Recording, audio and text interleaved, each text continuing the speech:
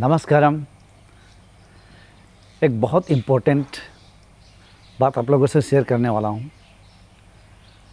एक बार क्या हुआ कि मैं ध्यान करवा रहा था, गाइडेड मेडिटेशन और शक्तिपात दीक्षा दी जा रही थी। वहाँ पर एक साधिका थी।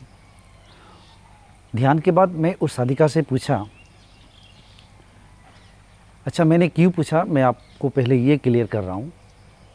देखिए, जब भी हमारी ध्यान की सेशन होती है तो हर सेशन में कुछ ना कुछ लोग कुंडलिनी जागरण अवेकनिंग एक्सपीरियंस करते हैं या कोई समाधिस्थ भी हो जाते हैं। इसे होती रहती है। वो साधिका पे मैंने कुछ ऑब्ज़र्व किया, बहुत ज़्यादा कुछ मैंने उसके अंदर बदलाव देखा नहीं या ध्यान के गहरे में उतर नहीं पाई, और शक्तिपात दीक्षा भी दी जा रही थी। तो मैंने उसे पूछा कि तुम क्या कर रही थी जब हम ध्यान करवा रहे थे या शक्तिपात दीक्षा जब दी जा रही थी, तब क्या कर रही थी? तो उसने कही कि मैं सद्गुरु के आदि योगी उनके छवि को मैं लाने के लिए कोशिश कर रही थी ध्यान में, अपने मन में, और उस छवि पे मैं अपना ध्यान केंद्रित करना चाहती थी और कोशिश कर रही थी, लेकिन छवि कभी आता था और कभी नहीं आता था। तो मैंने कहा कि अब तुमने इसमें सफल रही, छवि पूरी अच्छी तरह से आया? तो उसने कही कि नहीं। और क्यों लाना चाहती थी? तो उसने कही कि मैं छवि इसलिए लाना चाहती थी कि अगर मुझे वो छवि आ जाए और ध्यान में मुझे वो दिख जाए पूरा अच्छा से, तो मेरा ध्यान सफल हो गया, क्योंकि मुझे आदि योगी के दर्शन हो गया और मैं मुक्त हो गई। तो मैंने कहा अच्छा, क्योंकि वो पहली बार आई थी। उसके बाद मैंने कहा कि देखो, ये ध्यान में आदि योगी या लॉर्ड शिवा या कृष्णा या कोई भी देवी देवता का अगर छवि आता है तो तुम्हें उसे जला देना है, कहना है कि हट जाओ या तो जलकर भस्मसात हो जाओ। तो पहले तो वो सोचने लगी कि अरे ये क्या कह रहे हैं, इन देवताओं को, भगवान को जला देने के लिए कह रहे हैं। हाँ जी बिल्कुल, अगर आप ध्यान में बैठे हैं और कोई भी ऐसे देवी देवता की फ़ोटो आ रहा है तो उसको जला दीजिए, क्योंकि ये आपका फिर बंधन हो जाएगा। क्यों बंधन हो जाएगा? देखिए, अक्सर होता क्या है, बहुत सारे लोग जब ध्यान करते हैं तो कोई काली या दुर्गा या आदि योगी या शिवा, कोई भी गुरु का फिर आता है छवि, और वो ऊर्जा फॉर्म में दिखता है और उनसे वो आशीर्वाद प्राप्त करते हैं और उनको बहुत अच्छा लगता है और उनके शरीर में कुछ स्पंदन भी महसूस होती है। तो इन सारी चीज़ों को मैं कहता हूँ, ये सब एक छलावा है, एक भ्रम है, एक बहकाव है। क्योंकि ध्यान में कोई छवि दिखे आपको और वो ऊर्जा फॉर्म में देखे, जैसे कि पूरे एनिमेटेड पूरा दिख रहा है, एनिमेशन में आपको कोई आशीर्वाद दे रहे हैं, ये आपके ब्रेन के अंदर आपकी कल्पनाओं में हो रहा है।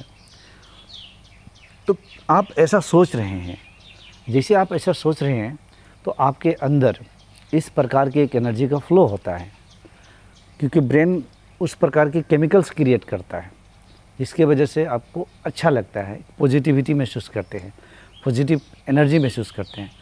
But it is your brain that is creating. वो सामने वाला जो छवि आई है वो नहीं दे रही है आपको, ये आप स्वयं अपने ब्रेन के अंदर ऐसा कल्पना कर रहे हैं जिसकी वजह से इस तरीके की आपके अंदर में इमोशंस या एनर्जीज क्रिएट हो रहे हैं। फॉर एन एग्ज़ाम्पल, जिस तरीक़ा से एक बॉयफ्रेंड अपनी गर्लफ्रेंड के बारे में सोचता है, कल्पना करता है, हम साथ में बैठे हैं, हग कर रहे हैं, किस कर रहे हैं, तो उसके अंदर इस प्रकार की भावना और एनर्जी पूरे शरीर में फैल जाती है। तो यही घटनाएं मेडिटेटर्स के साथ में होता है। क्योंकि मैक्सिमम जो मेडिटेटर्स है वो फंस जाते हैं और ऐसे कोई स्टैचू पे ध्यान करके, कोई गुरु पे ध्यान करके, देखिए ऐसे बहुत सारे मेरे पास ऐसे साधक है जो गुरु की तस्वीर पे ध्यान करते थे, अब गुरु की तस्वीर पे भी ध्यान करेंगे या किसी की छवि पर ध्यान करेंगे, थोड़ा रिस्क है इसमें। रिस्क क्या है कि वो कभी गुरु आएंगे या तस्वीर कभी रहेगा, कभी नहीं रहेगा, कभी इधर जाएगा, कभी उधर जाएगा। असली ध्यान में होता क्या है, इसे समझे ध्यान को।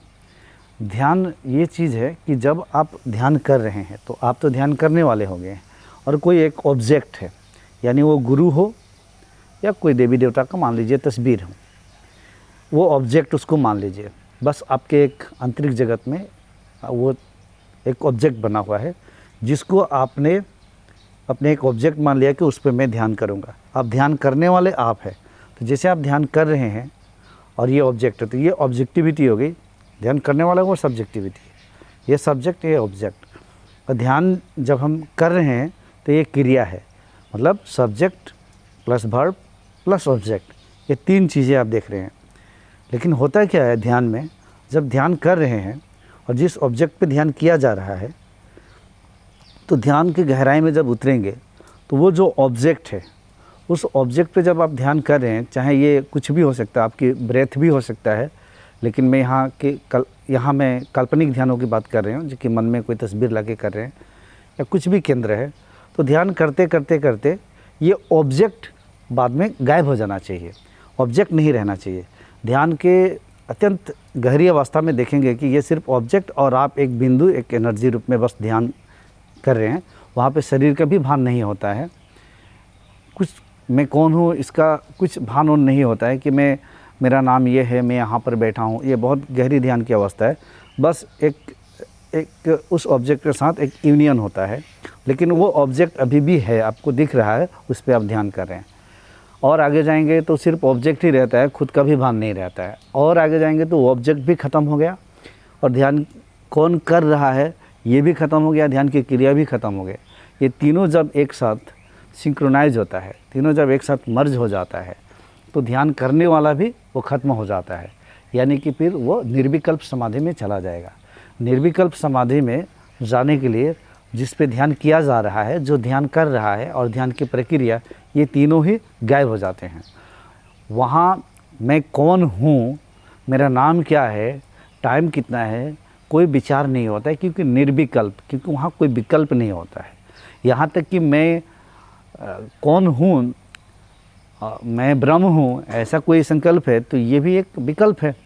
तो कुछ भी नहीं, मतलब मैं स्वयं कहाँ हूँ, क्या हूँ, कुछ भी होता ही नहीं वहाँ पर। तो इस तरीक़ा से आपका ध्यान जो है सफल होगा। आप कोई तस्वीर पे ध्यान करेंगे और वहाँ से ऊर्जा रिसीव करेंगे, तो ये तो एक बंधन है। और मैं उन सारे लोगों को कहना चाहता हूँ जो कोई आदि योगी या ऐसा कोई कृष्ण पे ध्यान कर रहे हैं, मैं कहता हूँ इनको अब हटाओ, इनको जलाओ, इससे आगे चलो आप। जिस प्रकार से तोतापुरी ने रामकृष्ण परमहंस को गाइड किए थे, जब वो काली का साधना करते थे तो ध्यान में काली बार बार आ जाती थी, तब तोतापुरी ने रामकृष्ण को गाइडेड मेडिटेशन करवाकर और उनको कहे कि काली को अब हटाओ। जब उन्होंने अद्वैत की ज्ञान दिया, अद्वैत स्वरूप का ज्ञान जब दिया, लेकिन रामकृष्ण परमहंस की माइंड एडिक्टेड हो गया था काली की दर्शन से, जो कि इमेजिनरी काली, ये इनका ही मन है जो कि काली का रूप बना हुआ था। तोतापुरी ने एक बार ट्राई किया कि तुम ध्यान में जब काली आएगी तो उसको हटाओ, तो वो कह रहे कि नहीं, ये नहीं हटेगी, माँ ही सब कुछ है। फिर भाव विभोर हो जाते थे, वो गाने लगते थे। तो फिर उन्होंने कहा कि नहीं, तुम्हें हटाना पड़ेगा। फिर दोबारा उन्होंने ट्राई किया, तो दोबारा जब फिर से वो काली आई, तो इस बार उन्होंने क्या किया कि देखा कि फिर काली आई और ये फिर रामकृष्ण परमहंस भाव विभोर हो गए और गाना गाने लग गए या झूमने लगे। तो उसी वक्त उन्होंने कुछ एक चीज़ लेते हैं और उनके सर पे मारते हैं और वहाँ पे एक पेन क्रिएट हो जाता है। जैसे पेन क्रिएट होता है तो उनका ध्यान उस पेन पे आता है और काली की तस्वीर जो है छूट जाता है। जैसे काली का तस्वीर डिजॉल्व हो जाता है, छूट जाता है, तो वो निर्विकल्प समाधि में चले जाते हैं। 1 घंटा 2 घंटा के लिए नहीं, करीबन 6 घंटा तक वो निर्विकल्प समाधि में बैठे रह जाते हैं। बाद में तोतापुरी भी उन्हें देखकर बहुत आश्चर्यचकित होते हैं कि अब समाधि से वापस आएंगे, अब समाधि से वापस आएंगे, लेकिन उन्होंने पूरे के पूरे 6 घंटा तक बैठे रह गया। क्योंकि वो साधक बहुत तैयार थे, सिर्फ काली की इमेज में अटक गए थे। तो इस प्रकार से कोई भी अगर मेरे साधक हैं जो मुझे फॉलो करते हैं, अगर कोई भी देवी देवता भगवान में अटके हुए हैं अगर ध्यान में तस्वीर में, तो उनको आपको जलाना पड़ेगा, उनको डिज़ोल्व करना पड़ेगा, इससे आगे निकलना है।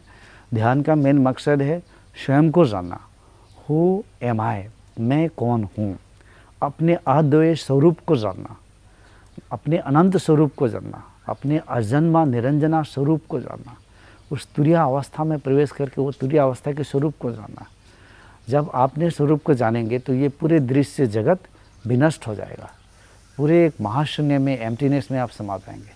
वहाँ पे स्वयं का होने का भी अनुभूति नहीं होती है। ये क्या है, ऐसा कुछ नहीं है, क्योंकि वो अननोन है। बस आपके अंदर में अकर्ता की स्थिति आ जाएगी।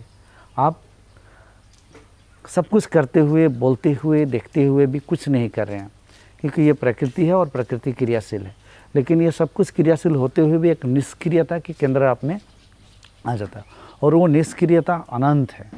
इसी को कुछ लोग कहते हैं ये शून्य है। शून्य यानी कि वही परमात्मा का अवस्था है, एम्प्टीनेस, महाशून्य है, लेकिन वो चैतन्य है। और जब उस स्थिति में आएंगे तो उसको ही कभी कभी हम कहते हैं आत्मस्थिति। आत्मस्थिति यानी कि अननोन की स्थिति। वो साधक के अंदर एक ऐसी स्थिति आती है कि वो सब कुछ होते हुए भी कभी भी अनुभव नहीं कर पाता है कि मैं कुछ खाता हूँ, पीता हूँ, चलता हूँ, मैं कभी मर जाऊँगा, ऐसी भान आती ही नहीं है। ये सब खत्म हो जाता है। वो एक अप्रभावित के केंद्र पे होता है और बिल्कुल अनटच होता है, अनछुआ होता है, आकाश के भांति। नमस्कार, धन्यवाद आप सभी को।